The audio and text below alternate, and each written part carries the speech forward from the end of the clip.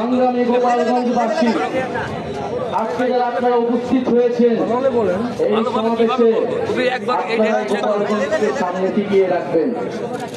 আপনারা এই গোপালগঞ্জের সাহসী সন্তান। আমরা জানি যদি আজকে বাধা না দেওয়া হতো, যদি যে ধরনের ভয় ও আতঙ্ক তৈরি করা হয়েছে সেটা যদি না করা হতো, গোপালগঞ্জের সাধারণ জনতা এখানে লোকারণ্য করে ফেলত। আপনারা যারা দূর থেকে শুনছেন, আপনারা দূর থেকে শুনছেন, প্রিয় গোপালগঞ্জবাসী, আমরা আজকে গোপালগঞ্জে এসেছিলাম দেশ গড়তে জুলাই পদযাত্রা কর্মসূচি নিয়ে। আমরা কোনো যুদ্ধের আহ্বান নিয়ে নয়, শান্তি এবং দেশ গড়ার আহ্বান নিয়ে গোপালগঞ্জে আজকে এসেছি। প্রিয় গোপালগঞ্জবাসী, আমরা গোপালগঞ্জের নাম বদলাইতে আসি নাই।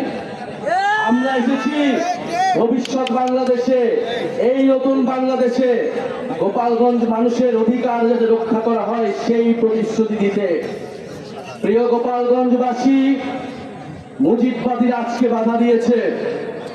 গণ অভ্যুত্থানের মধ্যে আমরা বলেছিলাম বাধা দিলে বাঁধবে লড়াই, সেই লড়াইয়ে জিততে হবে এবং সেই লড়াই আমরা জিতেছিলাম। আজকে আবারও বাধা দেওয়া হয়েছে দ্বিগুণ গতিতে, এর জবাব আমরা দিব ইনশাআল্লাহ। প্রিয় গোপালগঞ্জবাসী, আপনারা যারা এই গণ অভ্যুত্থানের পক্ষে রয়েছেন, নতুন বাংলাদেশের পক্ষে রয়েছেন, আপনাদেরকে দায়িত্ব নিতে হবে এই গোপালগঞ্জ যেন মুজিববাদীদের আশ্রয় কেন্দ্র হয়ে উঠতে না পারে। যদি পুলিশ প্রশাসন ব্যর্থ হয়, নিজেদেরকে রক্ষা করার দায়িত্ব, নিজেদের জেলার মর্যাদা রক্ষা করার দায়িত্ব, বাংলাদেশকে রক্ষা করার দায়িত্ব আমাদের নিজেদেরকেই নিতে হবে, যেরকমটা আমরা গণ অভ্যুত্থানে নিয়েছিলাম। প্রিয় গোপালগঞ্জবাসী, আমরা আজকে যেটুকুই বলতে এসেছি, গোপালগঞ্জ নামে এই বাংলাদেশে, সামনের বাংলাদেশে কোনো বৈষম্য হবে না।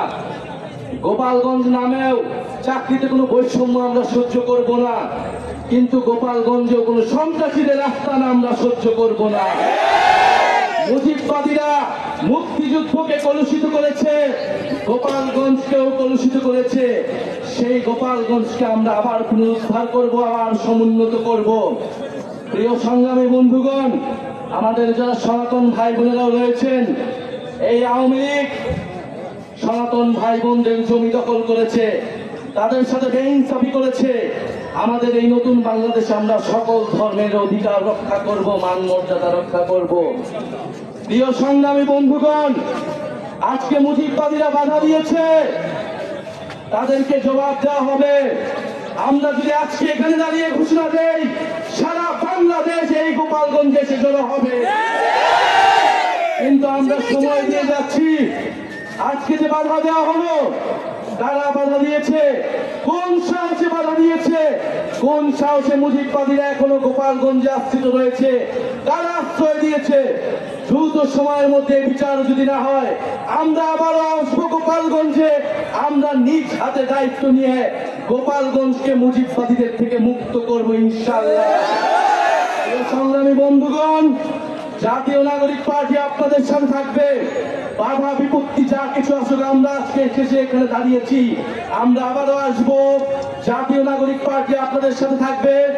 মুজিববাদের কবর রচনা করে, ৭২-এর সংবিধানের কবর রচনা করে গণতান্ত্রিক বাংলাদেশ গড়ে তুলবো, এটা আপনাদের কাছে আজকে আমাদের ওয়াদা।